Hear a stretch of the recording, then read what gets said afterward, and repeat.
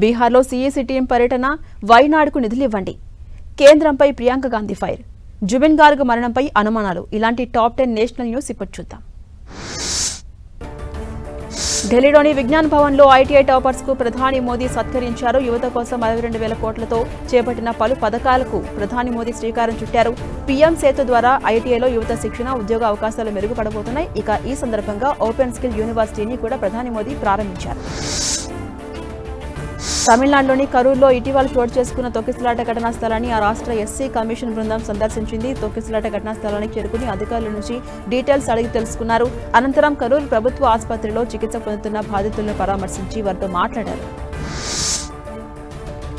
బీహార్లో ఎన్నికల సన్నద్ధతను పరిశీలించేందుకు అధికారులు ఆ రాష్ట్రంలో పర్యటిస్తూ ఉన్నారు. 2 రోజుల పాటు పాట్నాలో పర్యటించబోతున్న అధికారులు రాష్ట్రంలో ఎన్నికలు తగిన ఏర్పాట్లు చేయబోతున్నారు. ఈ పర్యటన పూర్తయిన తర్వాత ఏ క్షణంలో అయినా బీహార్ అసెంబ్లీ ఎన్నికలకు షెడ్యూల్ వెలువడే అవకాశం ఉంది. వైనాడులో కొండచెరలు విరిగిపడ్డ ఘటనలో ఆ ప్రాంతాన్ని పునర్నిర్మించేందుకు నిధులు కేటాయించాలని కేంద్రాన్ని ఎంపీ ప్రియాంక గాంధీ డిమాండ్ చేశారు. సుమారు 2,000 కోట్ల నిధులను వైనాడుకు కేటాయించాలని తెలిపారు. ఘటన జరిగిన తర్వాత కేంద్రం కేవలం 260 కోట్లు మాత్రమే మంజూరు చేసిందని ప్రియాంక ఆరోపించారు. గుజరాత్ రాష్ట్ర బీజేపీ అధ్యక్షుడిని అధిష్టానం నియమించింది. బీజేపీ రాష్ట్ర అధ్యక్షుడిగా జగదీష్ను నియమిస్తూ అధిష్టానం ఉత్తర్వులు జారీ చేసింది. రాష్ట్ర అధ్యక్ష పదవిని కట్టబెట్టిన బీజేపీ అధిష్టానానికి జగదీష్ ధన్యవాదాలు తెలిపారు. ఇక రాష్ట్రంలో పార్టీ అభివృద్ధి కోసం కృషి చేస్తామని తెలిపారు.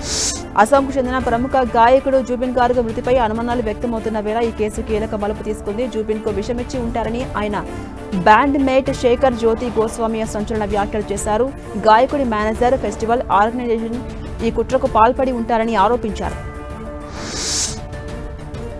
యూపీ బరైలీలో ఇటీవల అల్లర్లు చోటు చేసుకున్న ప్రాంతాన్ని సందర్శించేందుకు వెళ్తున్న సమాజ్వాదీ పార్టీ ప్రతినిధి బృందాన్ని అరెస్ట్ చేశారు పోలీసులు. బరైలీకి వెళ్తున్న వారిని పోలీసులు అడ్డుకుని పోలీస్ స్టేషన్కు తీసుకెళ్లారు. ఈ క్రమంలో పోలీసులకు ఎస్పీ ప్రతినిధి బృందానికి మధ్య తీవ్ర వాగ్వాదం చోటు చేసుకుంది.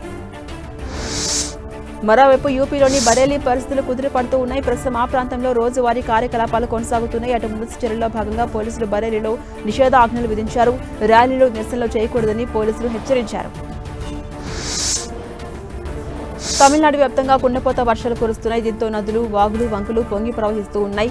జోరు వర్షాలతో మేఘమలై జలపాతానికి వరద పోటెత్తింది. పైనుంచి జెట్ స్పీడ్ వేగంతో నీళ్లు ఎగసిపడుతున్నాయి. దీంతో అధికారులు అప్రమత్తమయ్యారు. మేఘమలై పర్యాటక ప్రాంతానికి సందర్శకుల అనుమతి నిషేధించారు.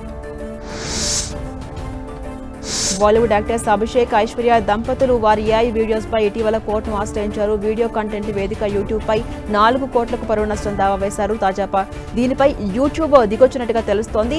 అభిషేక్, ఐశ్వర్యల ఫోటోలు, వీడియోస్ను సంస్థ తొలగించినట్టుగా తెలుస్తోంది.